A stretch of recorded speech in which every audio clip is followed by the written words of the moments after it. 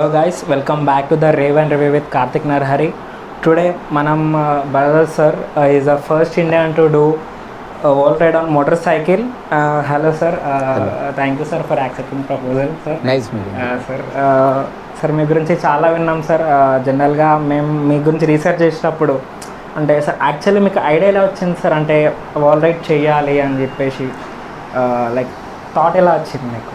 మనకి చాలా మందికి ఆ కోరిక ఉంటుంది, ఎక్కడ అంటే విదేశాలు వెళ్ళాలని, చూడాలని, ప్రపంచ దేశాలు తిరిగి రావాలని చాలా మందికి. మనకి అందులో పర్టికులర్గా ఆంధ్ర ఇండియా కుర్రోళ్ళందరికీ కూడా ఆ డ్రీమ్స్ అనేవి ఎప్పుడు ఉంటాయి. మా టైంలోనంటే ఇంకా విదేశాలు వెళ్ళడం అనేది చాలా విచిత్రమైన పని. కాబట్టి ఎప్పుడు కూడా యూరోప్ వెళ్ళాలి, అమెరికా వెళ్ళాలి, ఇలాంటివి చూసి రావాలి అన్న కోరిక ఎప్పుడు ఉండేది. లైఫ్లో ఒక స్టేజ్లోకి వచ్చేసరికి ఇంకా అక్కడి నుంచి ఆ తర్వాత అయితే ఇంక వెళ్ళాం అనిపించేసి ప్రపంచం చూసి రావాల్సిందే అని చెప్పి డిసైడ్ అయ్యి ఒకనొక దీంట్లో ఇంకా స్టార్ట్ చేశాం. సార్ మేము మీ గురించి రీసెర్చ్ చేసేటప్పుడు మాకు తెలిసిన విషయం ఏంటంటే లైక్ మీరు మీ లైఫ్ ఒక లాస్ట్ స్టేజ్లో ఉన్నప్పుడు, మీ కంపెనీ లాస్ట్ స్టేజ్లో ఉన్నప్పుడు ఏం చేయాలనే తెలియని పరిస్థితిలో మీరు YouTube this initiative to do అని చెప్పేసి దాని గురించి మీరు ఏం మాట్లాడతారు సార్?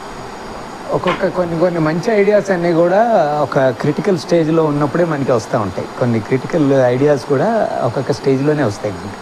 అలాగే నాకు ఉన్న ఒక స్టేజ్లోనే ఏంటంటే when I lost everything in my business, ఏం చేయాలో తెలియని పరిస్థితిలో అలా ఆలోచనలో ఉండేటప్పుడు మనీ ఒక పేపర్ అడ్వర్టైజ్మెంట్ చూసి ఒక యూరోప్ తిరిగి రావడానికి ఒక 5 లక్షల రూపాయలతో యూరోప్ తిరిగి రావచ్చు అన్న ఒక అడ్వర్టైజ్మెంట్ చూసేసరికి ఎలాగో ఇప్పుడు టైం అంతా కూడా నా దగ్గర ఉంది కాబట్టి ఏదో ఒకటి చేసి ప్రపంచంలో అంటే యూరోప్ ఒకటే తిరిగితే ఏమవుతుంది, అదే డబ్బులతో ప్రపంచం అంతా తిరిగి వచ్చేయచ్చు కదా, మన చిన్న మోటార్ సైకిల్ వేసుకుని వెళ్తే ఇంకా ప్రపంచం మొత్తం తిరిగి రావచ్చు కదా అన్న ఒక ఐడియా స్ట్రైక్ అయ్యి ఆ ఐడియాను పట్టుకుని ఒక డ్రీమ్ కింద తయారు చేసుకుని దానికి ఒక ప్లాన్ పద్ధతి ఇవన్నీ చేసుకుంటూ వచ్చి కొన్ని సంవత్సరాల తర్వాత దాన్ని రిలీజ్ చేసుకోవడానికి. అదే సార్, ఈవెన్ మీరు ఒక సపరేట్ రూమ్ తయారు చేసుకొని దానికోసం సపరేట్ చాట్ బోర్డ్ ఒకటి పెట్టుకొని సార్ ప్రిపరేషన్ ఎలా ఉండేది సార్? అంటే మీరు అనుకున్నారా లైక్ ఇట్ పాసిబుల్ అని చెప్పి అంటే నేను అనుకున్నది నాకు ఒక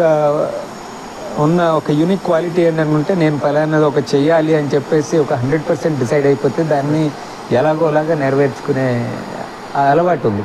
నా చిన్నప్పటి నుంచి కూడా ఇండిపెండెంట్గానే నేను చేసుకుని ముందుకెళ్ళే అలవాటు బాగా ఉంది. సో ఎప్పుడైతే ఇది వచ్చిందో ఇది ఆ ఒక్క వరల్డ్ టూర్ అనేది it's a too big a thing even for me at that time. కాబట్టి అది చాలా కష్టసాధ్యం అని తెలుసు, కానీ అసంభవం అయితే కాదని అది కూడా తెలుసు. కాబట్టి ఎలాగైనా దాన్ని చేయాలనుకున్న పద్ధతిలోని ఒక క్లోజ్డ్ రూమ్లో కూర్చుని దానికి మొత్తం అప్పుడు దాకా నాకు ప్రపంచ పటంలో ఏ దేశాలు ఎక్కడున్నాయో కూడా తెలీదు. అప్పుడు మళ్ళీ అవన్నీ కూడా చూసి యూరోప్ ఎక్కడుంది, అమెరికా ఎక్కడుంది, ఈ మధ్యలో దారిలు ఏమున్నాయి, ఖండాలు ఏంటి, ఇవన్నీ కూడా అట్లాస్లు మ్యాప్లు ఇవన్నీ కొని తెచ్చుకుని స్టడీ చేసి మొదలు పెట్టేసరికి that it self will give you a lot of interest. అది ఆ రీసెర్చ్లోనే మనకి ఎక్కువ ఇంట్రెస్ట్ వస్తుంది. ఇది వెళ్ళి తిరిగి రావడం కన్నా దానికి ఎలాగ వెళ్ళాలి, ఎక్కడికి వెళ్ళాలి, ఏం చేయాలి ఇవన్నీ అని చేసే రీసెర్చ్లోనే మనకి చాలా ఎక్కువ ఇంట్రెస్ట్ ఉంటుంది. సో అది ఎప్పుడైతే ఆ స్ట్రీమ్ లైన్ అయిపోతుందో ఇంకా ఆటోమేటిక్గా ఇంకా మనం will never come back. Sir అంటే జనరల్గా మీరు రైడ్ చేసేటప్పుడు కానీ వేరే కంట్రీస్లో మీరు ఎప్పుడైనా దారి తప్పి లైక్ అంటే వేరే దారిలో వెళ్ళి మళ్ళీ అరే దారి మిస్ అయినా మళ్ళీ బ్యాక్ సిచ్యువేషన్స్ ఉన్నాయా సార్ మీ దాంట్లో? ఇప్పుడంటే ప్రతిదీ ఇక్కడ హైదరాబాద్లోనే గల్లీ నుంచి ఇంకో గల్లీకి వెళ్ళడానికంటేనే జీపీఎస్ పెట్టుకుని వెళ్తున్నాం. అవును సార్. మా టైంలో మరి జీపీఎస్ లేదు, స్మార్ట్ ఫోనే లేదు. అవును సార్. సో అంతా కూడా పేపర్ మ్యాప్స్ చూసుకుని వెళ్ళడం అలవాటు. అవును. సో ఆ పేపర్ మ్యాప్స్ చూసుకుని వెళ్ళడం అనేది ఒక అలవాటు అయితే మనకి ఆటోమేటిక్గా ఇప్పుడు ఇక్కడ నుంచి మనం ఒక సికింద్రాబాద్ వెళ్ళాలి అనుకుంటే మెయిన్ రోడ్స్ ఏమున్నాయి చూస్తాం, ఆ రోడ్స్లో ఎక్కడెక్కడ చెక్ పాయింట్స్ ఏమున్నాయి చూస్తాం. ఇక్కడ ఒక హోటల్ ఉంది, అక్కడ ఒక ఏదో ఒక చర్చ్ ఉంది, ఇంకొక దగ్గర మసీద్ ఉంది, ఆ ల్యాండ్ మార్క్స్ అన్నీ చూసుకుంటాం. అది చూసుకుని ఆ ల్యాండ్ మార్క్స్ని పాస్ అవుతూ వెళ్ళిపోతాం. ఇది కొన్ని సంవత్సరాలుగా చేయడం వల్ల మాకు అది అలవాటు అయిపోయి మాకు యూజువల్లీ నెవర్ మిస్ ఏ రోడ్. ఒకవేళ మిస్ అయినా ఒక కొన్ని మీటర్లు ఒక మహా అయితే 1 కిలోమీటర్ వెళ్ళేసరికి మాకు తెలిసిపోతుంది ఓకే ఏదో రాంగ్ రూట్లోకి వచ్చేసాం అనేది అర్థం అయిపోయి మళ్ళీ వీ కెన్ కమ్ బ్యాక్. అలాంటి ఒక డైలీ ప్రయాణం అనేది అలవాటు కాబట్టి ఏదో ఒక రోడ్డు మిస్ అయిపోయాం, ఒక 2 కిలోమీటర్లు ఎక్స్ట్రా వెళ్ళి వచ్చాం, ఒక 5 కిలోమీటర్లు ఎక్స్ట్రా వెళ్ళి వచ్చాం అని దాంతో మాకు పెద్ద సంబంధం ఉంది. సో ఆ రకంగా మాకేంటంటే we got a very strong sense of direction. ఆ డైరెక్షనల్ సెన్స్ బాగుంటుంది కాబట్టి మేము నావిగేట్ చేసుకుంటూ వెళ్ళిపోతాం. సార్ అదే సార్ ఇంకోటి విషయం ఏంటంటే వీసా మెయిన్లీ, ఎందుకంటే ఇప్పుడున్న టైంలో ఈజీ వెళ్ళడం కానీ చేయడం కానీ ఈజీ. 2000 ఆ టైంలో మీకు వీసా రావటము, లైక్ ఎన్ని దేశాల వీసా రావటం ప్రజెంట్. అప్పుడు మన ఇండియా సిచ్యువేషన్ వేరే సార్, బయట కంట్రీస్లో మనకి వీసా ఇవ్వడం చాలా కష్టం ఆ టైంలో. సో మీరు ఎలా అసలు ఎట్లా మేనేజ్ చేయాలి? అప్పుడు నాకు ఉన్న మేజర్ ప్రాబ్లం కూడా వీసాస్. ఎందుకంటే 20 years బ్యాక్ మనకి ఇండియన్స్ అంటే ఒక ఇమిగ్రెంట్స్ గాను, ఒక పూర్ పీపుల్ గాను, వాళ్ళు ఓన్లీ విదేశాల్లో పని చేసుకోవడం కోసం ఎలాగోలా చేసుకుని వెళ్ళిపోయే పద్ధతిలోనే ఉండేవారు. కాబట్టి అమెరికా వీసాలు, యూరోప్ వీసాలు ఇవి రావడం చాలా కష్టంగా ఉండేది.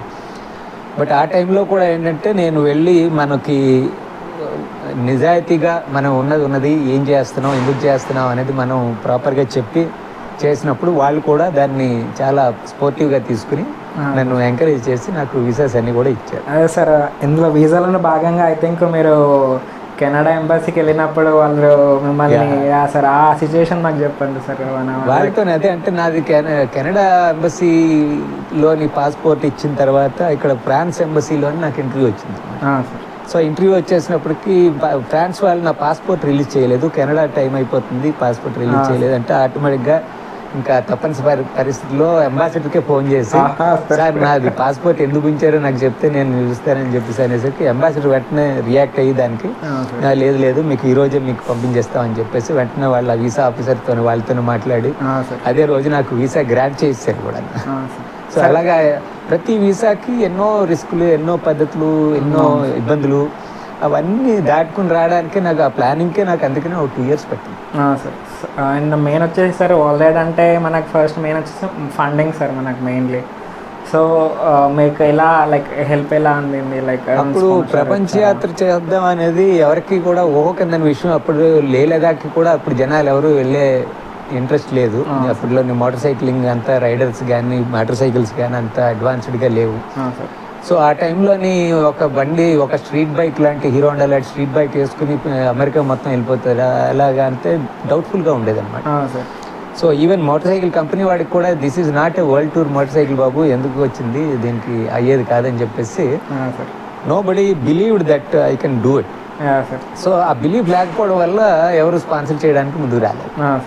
సో అప్పటిదాకా మేము సంపాదించిన డబ్బులు, ఆ తర్వాత ఇంకా చుట్టుపక్కల నుంచి అన్ని చేసుకుని వచ్చినవి ఇవన్నీ చేసి ఒక 10 ఏళ్ళు కష్టపడింది చేసి మళ్ళీ ఇంకో 10 ఏళ్ళ దాకా కష్టపడడానికి రెడీ అయ్యి ఉన్నదంతా కూడా పెట్టుకుని ప్రాజెక్ట్ చేయడం జరిగింది. కానీ సార్ మేము మ్యాగజైన్ చేసేటప్పుడు, వెబ్సైట్ చేసే ఫొటోస్ చేసేటప్పుడు ఒక్కొక్క country like we can imagine sir, అరే మీరు ఎంత ఎక్స్ప్లోర్, ఎంత ఎంజాయ్ చేసారో, like you find your self. Sir ఇంకో మెయిన్ థింగ్ ఏంటంటే మీరు సోలోగా ట్రావెల్ చేయడానికి రీజన్, సోలోగా వెళ్ళడానికి రీజన్ అప్పుడు ఇంకెవరు రాలేదు నాతో. అంటే ఒకవేళ వచ్చే తీసుకెళ్ళేవారా? వస్తే తీసుకెళ్ళి ఉండేవాడు. అంటే ముందులో ఇనిషియల్గా ఒక ఎవరైనా వస్తే గ్రూప్తో వెళ్ళడం బాగుంటుంది అని చెప్పేసి ప్లాన్ చేశాను. కానీ బట్ అది ఒకరు వెళ్ళడం అనేదే ఇబ్బందిగా ఉంటుంది. నేను ఇంకొకరిని స్పాన్సర్ చేసి తీసుకెళ్లే అవకాశం అయితే లేదు. మిగతా ఇంకెవరు కూడా అంత పాజిటివ్గా అంటే మేము కూడా వరల్డ్ టూర్ చేసేయగలం, చాలా మంది డబ్బులు ఉంటాయి కానీ ఆ వరల్డ్ టూర్ చేసుకుని రాగలమా, ఎంత రిస్క్ తీసుకోవడం అవసరమా, చాలా రిస్కీ కదా ఇవన్నీ ఉన్న దాంట్లోని కొంతమంది ఫ్యామిలీ ఇబ్బందులు ఉంటాయి. సో ఫ్యామిలీ పంపించరు. So it has become a very risky project. అందువల్ల ఎవరు కూడా రావడానికి ధైర్యం చేయలేదు కాబట్టి సోలోగా వెళ్ళాను. రెండోది ఏంటంటే solo trips are always better. అంటే ఒక గ్రూప్లో చిన్న గ్రూప్ ఉంటే నో ప్రాబ్లం, ఒక 3-4 ఉండే వరకు ఉంటే బాగుంటుంది. అంతకన్నా పెద్ద గ్రూప్ అయితే కూడా చాలా ఇబ్బందిగా ఉంటుంది. అందువల్ల in anyway solo trip is a better trip అనేది కూడా నాకు చేసిన తర్వాత అర్థమైంది. సార్ ఇరాన్లో మీరు ఫస్ట్ టైం క్యాంపింగ్ చేసేటప్పుడు ఐ థింక్ మీ పాస్పోర్ట్ కోసము కొంతమంది వచ్చేసి కొట్టడం కానీ మీరు ఇవ్వడం, ఆ టైంలో మీకు అరే రిటర్న్ వచ్చేసేయాలి అని ఎప్పుడైనా అనిపించింది సార్ ఓట్ రైడ్లో? అరే రిటర్న్ వచ్చేద్దాం? లేదు, ఎప్పుడు కానీ ఎప్పుడు కూడా రిటర్న్ వచ్చేయాలి అనేది అంటే క్విట్టింగ్ ఈజ్ వెరీ ఈజీ. ఏ రోజైతే మనం ఇంకా వెళ్ళిపోదాం అనుకుంటే ఇంకా మళ్ళీ వెనక్కి రావడం ఉండదు, మళ్ళీ వెళ్ళిపోవడమే. సో ఆ ఫీలింగ్ రాకుండా చూసుకోవడమే చాలా కష్టమైన పని. సో ఇరాన్లోని నేను చేసిన, ఇరాన్ నా ఫస్ట్ ఇంటర్నేషనల్ కంట్రీ. అందులో చేసి ఒకరు క్యాంపింగ్ చేసినప్పుడు నాకు నా మీద అటాక్ జరిగి నా మనీ కానీ పాస్పోర్ట్స్ కానీ ఇవన్నీ తీసుకెళ్ళిపోవడం జరిగింది. సో చేసిన తర్వాత that has become my most valuable lesson. Sir. In my entire journey. ఎక్కడ ఉండకూడదు, ఎలాంటి టైంలో ఉండకూడదు, ఎలాంటి పరిస్థితుల్లో ఉండకూడదు అన్నది నాకు పూర్తిగా అర్థం అవడం వల్ల మొత్తం ప్రపంచ యాత్ర మొత్తంలో ఇంకెప్పుడు నాకు అలాంటి ఇన్సిడెంట్ కానీ, ఒక రిస్క్ కానీ, సేఫ్టీ ఇష్యూ కానీ రాలేదు. So that was the best lesson I got from God. So I don't take it as a bad experience, it's a good experience for me. So present like ఇప్పుడు మీరు చూసే చాలా cool ఉన్నారు. నేను మీ interview చూసాను, 2013 interview. మీ స్పాటినెస్ కానీ even నేను దగ్గర ఒక హాఫ్ అన్ అవర్ నవ్వుకున్నాను మీ మొత్తం చూసి. అప్పుడు ఎట్లున్నారంటే while you're doing all right we can imagine your courage and your things. అంటే ఎలా సార్, అంటే ధైర్యం అంటే లైక్ ఎలా చిన్నప్పటి నుంచి ఇట్లానే ఏదైనా అనుభవం? చిన్నప్పటి నుంచి కూడా మేము I was born in below middle class family. So అందరూ ఫ్యామిలీలో నాకు 2 అన్నలు ఉన్నారు, 2 చెల్లెళ్ళు ఉన్నారు. మా ఫాదర్ కూడా ముందు నుంచి కూడా రోడ్ ట్రిప్స్ కానీ, మోటార్ సైకిల్స్ కానీ వాటికి బాగా ఇంట్రెస్ట్ ఉండేది. ఆయన డ్యూటీ పరంగా ఎక్కడైనా ఇతర ఊర్లకు వెళ్ళినప్పుడు అంతా కూడా మోటార్ సైకిల్ వేసుకుని వెళ్ళిపోవడం అలా చేస్తుండేసరికి అవన్నీ చూసేటప్పుడు మాకు కూడా చూసి చిన్నప్పటి నుంచి అది కూడా అలవాటైతే మేము కూడా ఎక్కడికైనా వెళ్తే మోటార్ సైకిల్ వేసుకుని వెళ్ళొచ్చు, అలాంటి అలవాటు రావడం. ఆ తర్వాత ఏమో మాకు చిన్నప్పటి నుంచే ఇండిపెండెంట్గా బతకాలి అన్న ఆలోచన రావడం వల్ల మాకు ఒక 19 ఇయర్స్ వచ్చేసినప్పటికీ మేము ఏదో చిన్న వ్యాపారాలు చేయడం, ఏదో ఒక ప్రాజెక్ట్స్ పెట్టుకోవడం, ఉద్యోగాలు చేయడం, సొంతంగా డబ్బులు సంపాదించడం, ఆ దీంట్లోకి వెళ్ళిపోయి అక్కడి నుంచి ఇండిపెండెన్స్ బాగా ఉండడం వల్ల, అలాగే మా తల్లిదండ్రులు కూడా మా మీద నమ్మకంతో మాకు అలౌ చేయడం వల్ల మేము కొంత అడ్వెంచరస్గా తయారయ్యి, సో ఉన్న దాంట్లో నుంచి ఎప్పుడైతే ఒక అవకాశం వచ్చిందో ఇంక దీన్ని అల్టిమేట్గా చేయాలని చెప్పేసి అడ్వెంచర్ చేయడం జరిగింది. సార్ ఫ్యామిలీ విషయం వచ్చినాం కాబట్టి సార్, మాకు తెలిసిన ఇన్ఫర్మేషన్ వరకు అయితే మీరు వరల్డ్ రైడ్ కోసమే పెళ్లి చేసుకోలేరు అని చెప్పేసి ఒక టాక్ సార్ బయట. లైక్ చాలామంది అడగాలనుకుంటారు కానీ అడగలేకపోయారు. కానీ పర్సనల్గా నాకు చెప్పారు when we're researching on you. So ఈ క్వశ్చన్ మీకు డెఫినెట్లీ అడుగుదామని చెప్పేసి ఐఎమ్ వెయిటింగ్ సార్. చెప్పండి. సో యాక్చువల్గా it is a personal issue only. ఎందుకంటే అప్పుడు I was in a relationship by then. Okay.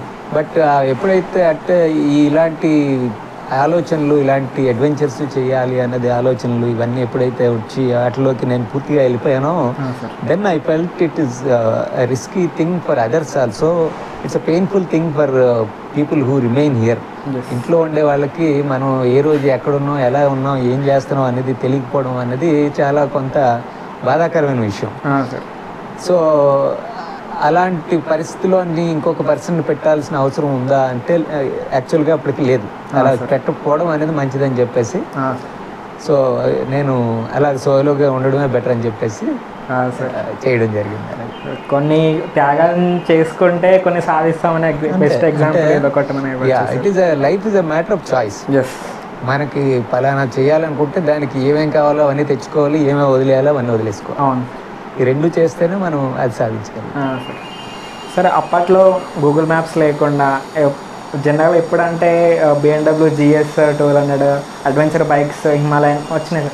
అప్పట్లో కరిష్మా తీసుకొని దాన్ని మీరు మోడిఫికేషన్ చేయించుకొని వెళ్ళడం అంటే మీరు ఎట్లా సార్? యాక్చువల్లీ మన ఇండియన్ జుగాడ్ సిస్టమ్ అనేది మనకి బాగా అలవాటు కాబట్టి మనం దేన్నైనా మనకి కావాల్సినట్టుగా దాన్ని మళ్ళీ చేసుకుని తయారు చేసేసుకుని వెళ్ళిపోవడం అనేది మనకి ఇప్పటికీ అప్పటికి ఎప్పుడు ఉండే స్కిల్. అది ఒక మంచి స్కిల్. జుగాడ్ అనేది ఒక మంచి స్కిల్.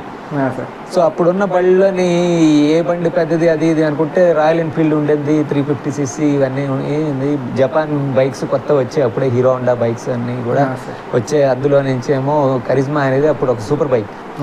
మా టైంలో Karizma is a super bike, not ordinary bike, it's a super bike. So ఉన్న వాటిల్లో ద బెస్ట్ బైక్ అదే కాబట్టి దాన్ని తీసుకుని వెళ్తే మనకి బాగుంటుంది. అంటే royal Enfield is a different technology. ప్రపంచం అంతా కూడా ఈ టెక్నాలజీ లేదు, ఓన్లీ మన ఇండియాలోనే ఎక్కువ ఉంటాయి బైక్స్ కానీ ఇవి కానీ. జాపనీస్ బైక్స్ ఇవన్నీ కూడా ఒక యూనివర్సల్ టెక్నాలజీతో చేసినవి. మిగతా కంట్రీస్లో కూడా హోండా బైక్స్ ఇవన్నీ కూడా ఉంటాయి కాబట్టి సర్వీసింగ్ ఇవన్నీ కూడా కొంత ఈజీ అవుతాయి అని చెప్పేసి కరిజ్మాని చూస్ చేసుకుని దానికి కావాల్సిన మాడిఫికేషన్ లాంటివి, డబ్బాలు గిబ్బాలు ఇవన్నీ కూడా మేమే తయారు చేసుకుని అవన్నీ ప్లానియర్స్, ఇప్పుడంటే అన్ని రెడీమేడ్ ప్లానియర్స్ ఇవన్నీ దొరుకుతున్నాయి. అప్పుడు అలాంటి ఏమి అవసరమే లేదు ఎవరికి. సో మా ఓన్గానే మేము దానికి సరిపోయేలాంటి డిజైన్స్ చేసుకుని దానికి డబ్బాలు గిబ్బాలు ఫిక్స్డ్గా తయారు చేసుకుని దాన్ని ఒక వరల్డ్ క్లాస్ బైక్లా తయారు చేసుకుని పట్టుకెళ్ళడం జరిగింది. సరే కిందనే బైక్ చూసాము, మనం ఒకసారి రివ్యూ కూడా చేద్దాం కిందకి వెళ్ళి సార్ డెఫినెట్లీగా. సరే సార్ నెక్స్ట్ వచ్చేసి సార్ జనరల్గా మనకి కంట్రీ టు కంట్రీ మీరు ఇండియాలో ఉన్నట్లు వేరే కంట్రీస్లో పబ్లిక్ ఎలా ఉంటుండే అప్పట్లో? అంటే సార్ ప్రజెంట్ అయితే మనకి ఇన్స్టాగ్రామ్, వాట్సాప్ ఎవ్రీథింగ్ వచ్చినప్పటి నుంచి ప్రపంచం మన చేతిలోనే ఉంటుంది సార్. ఆ టైంలో మన ఇండియాకి వేరే కంట్రీస్కి డిఫరెన్స్ ఏమిటంటే పీపుల్ ఆలోచనలో కానీ దానిలో టెక్నాలజీలో కానీ మీరేమి అబ్జర్వ్? మనం అంటే ఇప్పుడు మనం వెస్ట్రన్ కంట్రీస్కి వెళ్ళే కొద్దీ అవన్నీ బాగా డెవలప్ అయిపోయిన కంట్రీస్ కాబట్టి సిస్టమ్స్, రోడ్స్, ట్రాఫిక్, దాని సిగ్నల్స్, అక్కడ ఉండే పద్ధతులు ఇవన్నీ కూడా చాలా అడ్వాన్స్డ్గా ఉంటాయి కాబట్టి మనకంతా కూడా కొత్తగా అనిపిస్తుంది. అటు ఈస్టర్న్ కంట్రీస్లోకి థాయిలాండ్ ఇవన్నిటిలోకి వెళ్ళినప్పుడు ఏంటంటే అవన్నీ మనకన్నా కూడా బ్యాక్వర్డ్గా ఉంటాయి కాబట్టి అరే వీళ్ళు ఎంత బ్యాక్వర్డ్గా ఉన్నారేంటి అనిపిస్తుంది. సో మనం మధ్యలో ఉన్నాం అప్పుడు. సో ఇప్పటికీ మధ్యలోనే ఉన్నామని చెప్పాలి. సో వెస్ట్రన్ కంట్రీస్ అన్నీ ఇప్పటికీ మనకన్నా అడ్వాన్స్డ్గా ఉన్నాయి, ఈస్టర్న్ కంట్రీస్ అన్నీ మనకన్నా తక్కువలోనే ఉన్నాయి సార్ డెవలప్మెంట్ వరకు చూస్తే. సో ఒక్కొక్క కంట్రీ ఒక్కొక్క టైప్ ఆఫ్ ఫ్లేవర్ ఉంటుంది. ఆ ఫ్లేవర్స్ అన్నింటినీ కూడా ఆ కంట్రీస్ అలాగుంటేనే బాగుంటుంది చెప్పాలండి. సో ప్రతి కంట్రీ కూడా అమెరికాలోనే ఒక న్యూయార్క్ లాగా తయారైపోతే ప్రపంచంలో ఇంట్రెస్ట్ ఉండదు ఇంకా. సో ఏ ఏరియాకి ఉండాల్సినటువంటి పద్ధతి దాంట్లోనే ఉంటేనే బాగుంటుంది. డైవర్సిటీ ఉంటే మనకి బాగుంటుంది. ఇంకోటి సార్ మీ first day of ride start చేసినప్పుడు ఇండియా నుంచి మన ఎక్స్ఎం అండ్ వైఎస్ రాజశేఖర్ గారు ఇనాగ్రేట్ అయింది అనుకుంటా సార్. ఆయన ఏమన్నారు సార్ లైక్ మీరు ఇట్లా చేద్దాము అని చెప్పేసి అన్నప్పుడు actually he felt very very happy. ఏంటి అసలు మన ఒక ఆంధ్ర కుర్రోడు బండి వేసుకుని ప్రపంచం అంతా తిరుగుతాడా అని చెప్పేసి ఆయన he felt very happy. Call me to his home. Camp ఆఫీస్లో ఇంట్లో పిలిచి ఆ రోజు బ్రేక్ఫాస్ట్ చేసి మొత్తం అక్కడ క్యాంప్ ఆఫీస్లో నుంచి నాకు ఫ్లాగ్ ఆఫ్ చేసి పంపించి అన్ని కూడా ఎప్పటికప్పుడు మళ్ళీ ఆయన ఎంక్వైరీ చేసి మన అప్పుడు ఫైనాన్స్ మినిస్టర్ రోషయ్య గారు ఉండేవారు. ఆయన ఒకసారి లండన్ వచ్చినప్పుడేమో ఆయన వాళ్ళు కనుక్కొని మన సీఎం గారు అడిగారు మీరు ఎలా ఉన్నారు అని చెప్పేసి ఆయన కూడా క్వశ్చన్ చేశారు అన్నమాట. సో మీకైతే సపోర్ట్ చాలా ఉండేది. So he was very happy to see somebody from Andhra is doing such a world tour. Sir మెయిన్గా వచ్చేసి మనకి ఇండియా వచ్చేసి మనం పప్పు, అన్నం ఈ ఫుడ్కి అలవాటు పడిపోయి సడన్ ఆఫ్గా అంటే అక్కడ ఫుడ్ దొరికినా సరే we have to adjust our self sir. మరి మీరు ఎలా ఫేస్ చేస్తారు దాన్ని? నేను ఏ ఫుడ్నైనా ఎలాంటి ఫుడ్లో నాకు రిస్ట్రిక్షన్ ఏమి ఉండదు. ఒక 1 వీక్ పాటు ఓన్లీ దోశలు తిని ఉండగలను, ఒక 1 వీక్ పాటు చపాతీలు తిని బతకగలను, అలా ఉండేది సార్. సో అప్పటికి నాకు పెద్దగా ఫుడ్ ప్రాబ్లం ఉంటుందని చెప్పేసి అనుకోలేదు. కానీ బట్ ఒకసారి వరల్డ్ టూర్ స్టార్ట్ చేసిన తర్వాత ఇరాన్, మిడిల్ ఈస్ట్ ఈ కంట్రీస్ అన్నీ పోయేటప్పుడు మనకి అక్కడంతా కూడా ఓన్లీ మీటే ఎక్కువ తింటారు. సో రోటీసు, రైసులు తక్కువ, మీట్ ఎక్కువ. సో అది డిఫరెంట్ ఫ్లేవర్స్ వస్తాయి. అంటే ఇప్పుడు చైనీస్ అంటే మనకి చాలా ఇష్టం ఉన్నది. చైనాలోకి వెళ్తే చైనీస్ తినలేం మనం. చైనాలో యాక్చువల్ ఒరిజినల్ చైనీస్ వంటలు కానీ స్మెల్స్ కానీ చేసే పద్ధతి కానీ అవి మనం అసలు తినలేం మనం. సో అలాగా బయటకు వెళ్ళిన తర్వాత ఫుడ్ చాలా ప్రాబ్లం అయింది. ప్రాబ్లం అవడం అంటే దానికి అలాగ అడ్జస్ట్ అయిపోతాం. బట్ అదే అంటే ఈవెన్ అమెరికాలో వాటిలోకి వెళ్తే రోజు పిజ్జాలు, బర్గర్లు తినాలంటే కూడా మనకి చికాగా వస్తుంది. మన ఇండియన్ సిస్టంలో సౌత్ ఇండియన్ పర్టికులర్గా చూస్తే మనకి తెల్లారు లేసరికి ఒక 100 రకాల టిఫిన్లు ఉంటాయి. సో మనకున్న వెరైటీ చాలా ఎక్కువ. బట్ అవన్నీ మిస్ అవ్వడం వల్ల కొంచెం ఎక్కువ ఫుడ్ని మిస్ అయ్యాను. సరే వచ్చిన తర్వాత మంచిగా మీరు రిటర్న్ వచ్చిన తర్వాత మీరు ఫస్ట్ తిన్న ఫుడ్ ఏంటి సార్? అంటే అరే ఫస్ట్ ఇండియాకి వెళ్ళిన తర్వాత ఈ ఫుడ్ ఫస్ట్ తినాలా అని చెప్పి మంచి చేపల పులుసు, వైట్ రైస్, అదే నేను అడిగిన ఫస్ట్ డిష్ అనమాట. Sir I like Andhra food. Sir సరే మన వరల్డ్ నుంచి వచ్చిన తర్వాత మన వాళ్ళ రియాక్షన్ అసలు మీరు వస్తారో రారో అసలు ఏమవుతుందో కమ్యూనికేషన్ లేదు, ఏం లేదు అసలు అందరూ ఎట్లా అనుకున్నారు సార్? వాట్ దేర్ ఫీల్డ్ మీరు బ్యాక్ వచ్చిన తర్వాత? నేను వచ్చిన దాకా ఎవరికి కూడా వస్తాడు అన్న నమ్మకం లేదు. చాలామంది కూడా చాలా డౌట్ఫుల్గానే ఉండేవారు. అంటే ఇప్పుడు మనం మామూలుగా ఒక బైక్ రైడ్ వేసుకుని ఇక్కడ నుంచి ఒక ఢిల్లీ వెళ్ళొద్దాం అనుకుంటేనే చాలా ఫీల్ అయిపోతుంటారు. అందులో ఏమవుతుందో, ఎందుకు అవుతుంది అని. రోడ్స్ కూడా అలా ఉంటాయి కాబట్టి సో అందరూ కూడా కొంత డౌట్ఫుల్గానే ఉండేవారు. బట్ చేసి వచ్చేసిన తర్వాత అప్పుడు అదే సార్ అప్పటి ఫొటోస్ చూస్తుంటే సార్ నేను నేను మ్యాగజైన్ చేసేటప్పుడు ఒక్కొక్క ఫోటో ప్రతి కంట్రీ జార్డన్ కానీ ఈజిప్ట్ కానీ such a beautiful places sir. Actually మీరు ఆ టైంలోనే ఎక్స్ప్లోర్ చేసారంటే ఇట్స్ డెఫినెట్లీ లైక్ మీరు ఇంకా ముందుగానే ఉన్నారు అందరికంటే.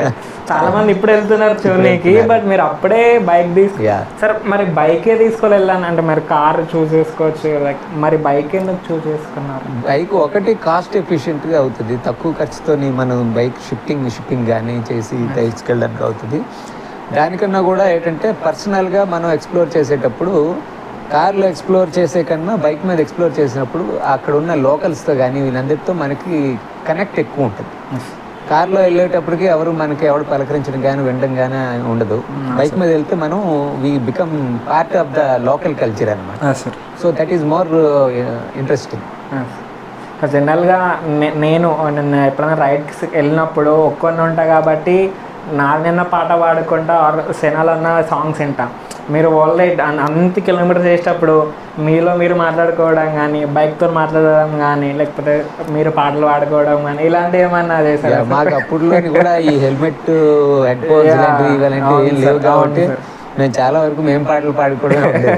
ఏ పాటలు పాడుతున్నారు ఎక్కువ? అన్ని తెలుగు, హిందీ అన్ని కూడా పాటలు పాడడం అప్పుడే నేర్చుకున్నాం కదంటే, వినడానికి కూడా లేదు కాబట్టి మాకు మేమే పాడాల్సి వచ్చేది అనమాట.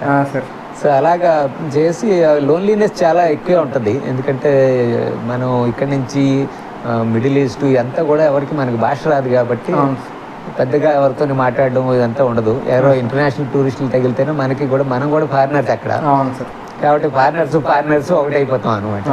సో అలాగా ఫారినర్స్తో ఉంటప్పుడు తప్పితే పెద్దగా మనకి ఇంటరాక్షన్ ఉండదు. సో లోన్లీనెస్ కొంచెం ఎక్కువ ఉంటుంది. దాన్ని మరి నెమ్మదిగా తట్టుకొని నిలబడాలి.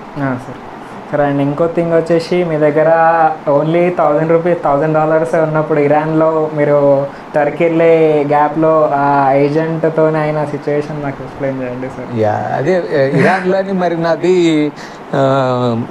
మనీ అంతా కూడా దొంగలు తీసుకెళ్ళిపోయారు కాబట్టి సీక్రెట్గా దాచుకున్న ఒక $100 బిల్ ఒకటి ఉంటే ఆ $100తోనే బండికి పెట్రోల్ వేసుకుని తిండికి తినడం మానేసి బండికి పెట్రోల్ పోసి తిన్నగా మళ్ళీ టర్కీ బార్డర్ దగ్గరికి వెళ్ళిపోయి టర్కీ బార్డర్లో ఏంటంటే రూపాయి ఎవరికి చేయకుండా వాడికి ఏదో మసిపూసి మాయ చేసి మన ఇండియన్ పద్ధతులన్నింటినీ వాడి చేత అన్ని డబ్బులు కట్టించేసి ఆ తర్వాత నెక్స్ట్ ఊరికి తీసుకెళ్ళి అక్కడ ఆడికి డబ్బులు తీసి ఇచ్చాను. సో అక్కడంతా అలాంటి తెలివితేటలు కూడా ఉండాలి ఒకటి.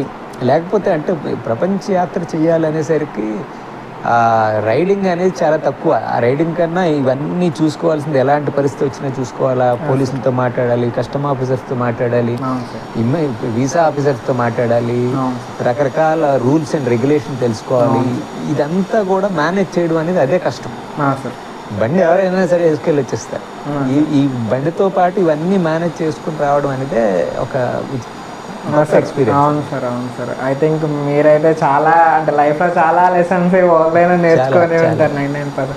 సార్ బైక్ మెయింటెనెన్స్ వచ్చేసాం మనకి చైన్ స్పాకెట్ కానీ మీరే చేంజ్ చేసుకునే వాళ్ళ?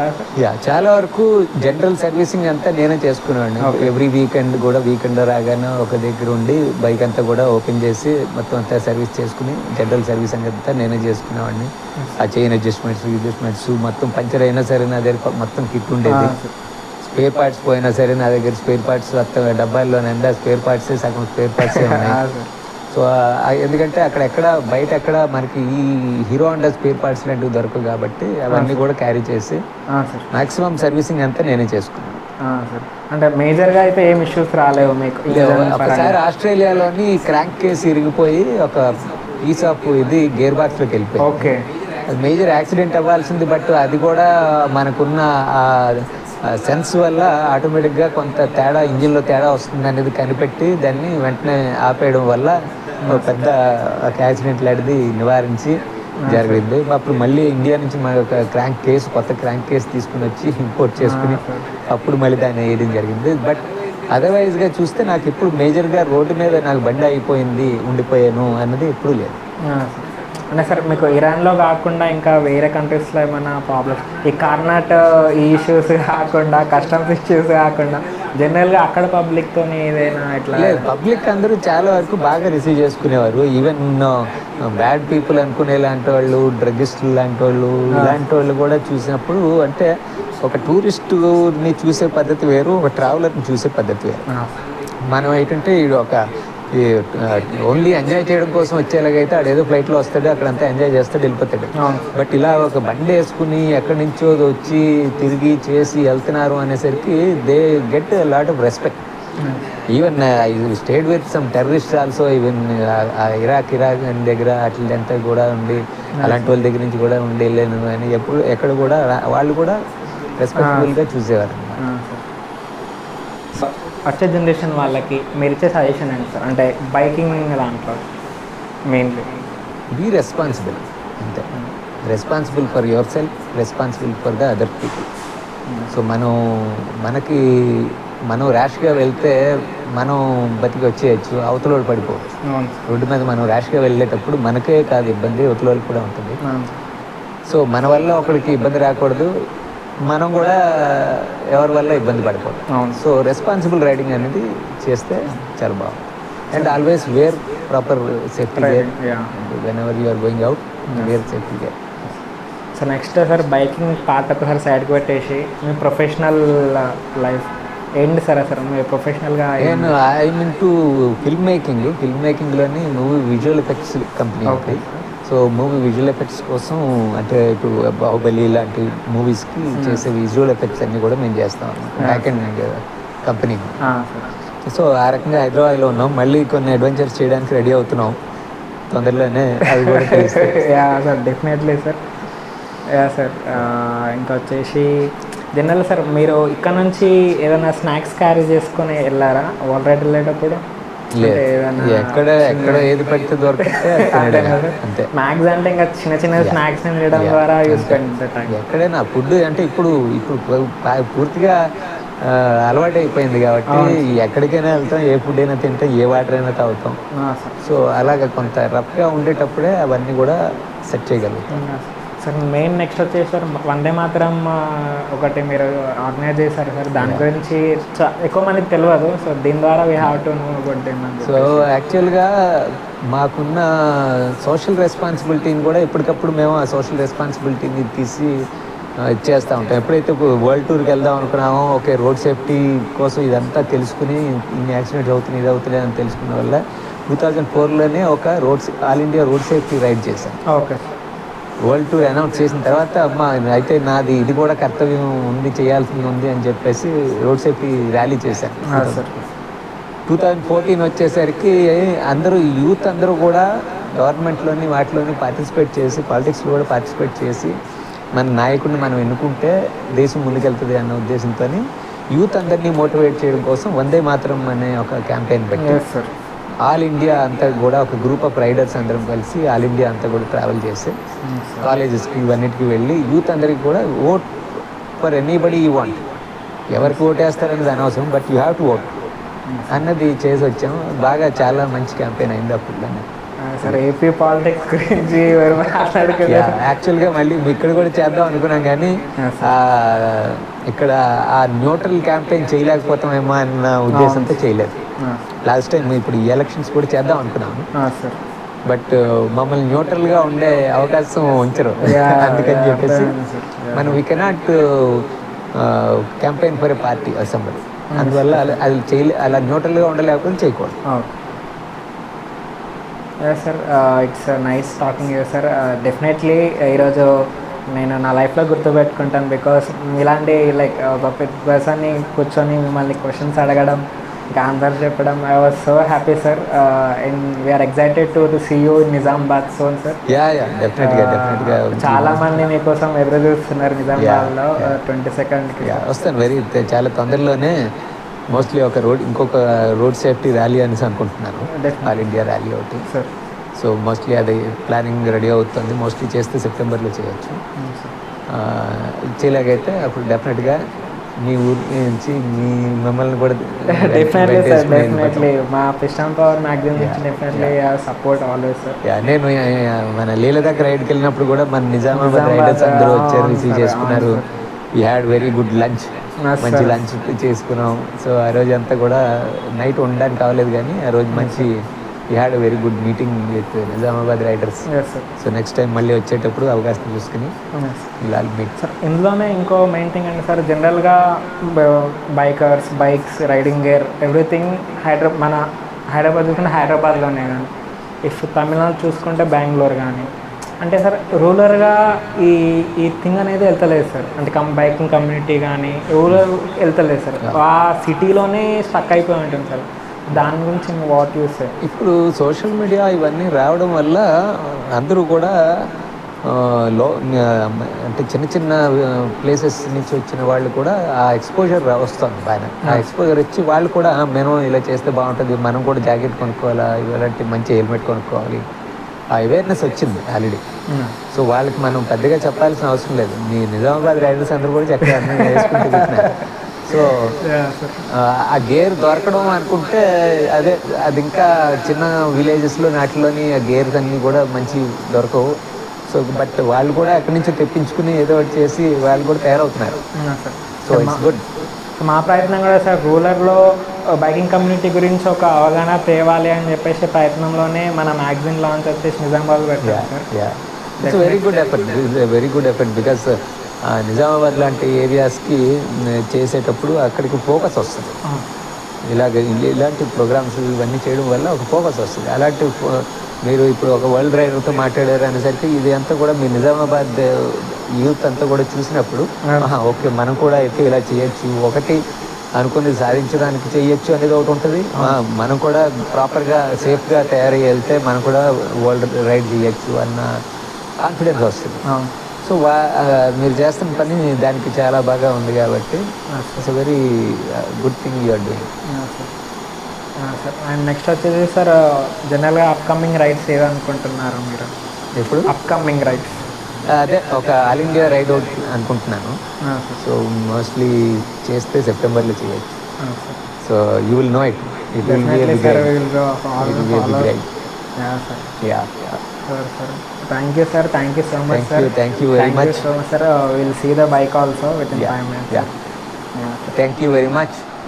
Thank you. ఇది Revan review Bharat sir. So చాలా చాలా అన్ని క్వశ్చన్స్కి ఆన్సర్ ఇచ్చారు.